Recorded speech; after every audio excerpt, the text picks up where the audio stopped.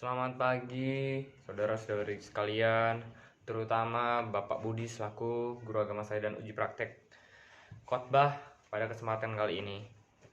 Salam sejahtera untuk kita semua. Semoga kita selalu dalam lindungan Tuhan. Pada hari ini saya akan membahas tentang korupsi. Dan izinkan saya untuk membahas tema saya tersebut. Apa yang langsung terlintas di pikiran saudara-saudara sekalian ketika saya mengatakan korupsi? Pasti menjurus pada hal-hal negatif, bukan?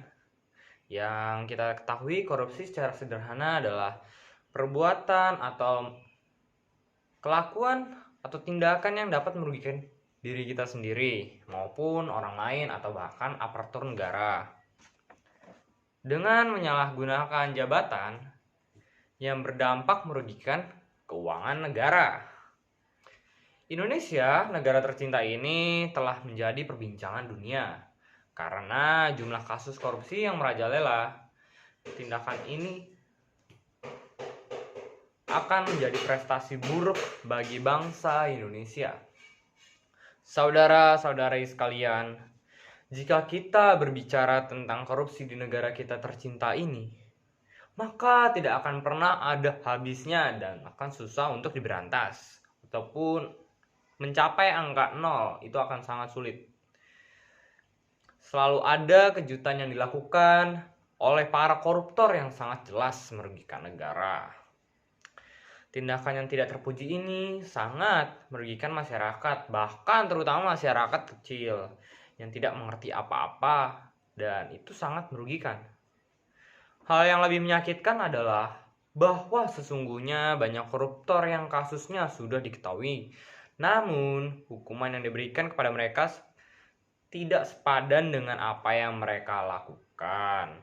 Korupsi bisa diibaratkan sebagai sel kanker yang sangat cepat menjalar dan merusak sel baik yang ada dalam tubuh kita. Untuk menyembuhkan penyakit ini, yang patut kita lakukan adalah sampai ke akarnya, menyembuhkan penyakit tersebut. Harus ada hukuman yang membuat koruptor itu jera, baik hukuman dalam masyarakat maupun hukuman pidana bagi dirinya sendiri. Karena korupsi sama halnya dengan mencuri, maka hukuman yang paling tepat adalah hukuman mati atau hukuman seumur hidup. Jika hal ini dibiarkan, maka korupsi akan menjadi karakter yang mendarahi.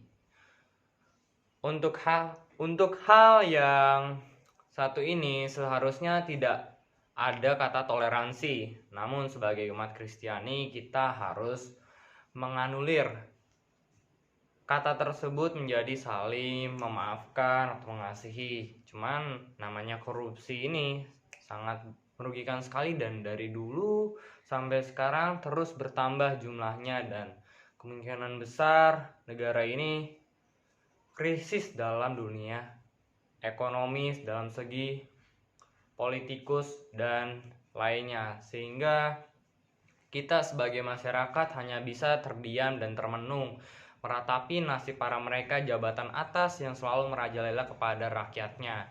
Kita tidak tahu sampai kapan bahwa korupsi ini akan terus berjalan dan kita berharap banyak supaya kondisi ini cepat membaik.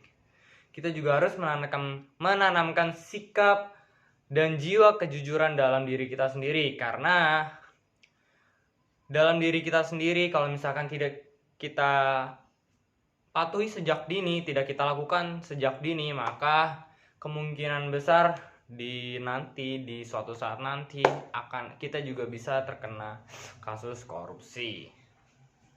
Saudara-saudari sekalian, marilah kita menghargai bukan setiap orang-orang yang melakukan korupsi lah kekurangan mereka secara finansial, tetapi mereka yang haus akan kekuasaan dan kekayaan. Tentunya ini tidak boleh ya.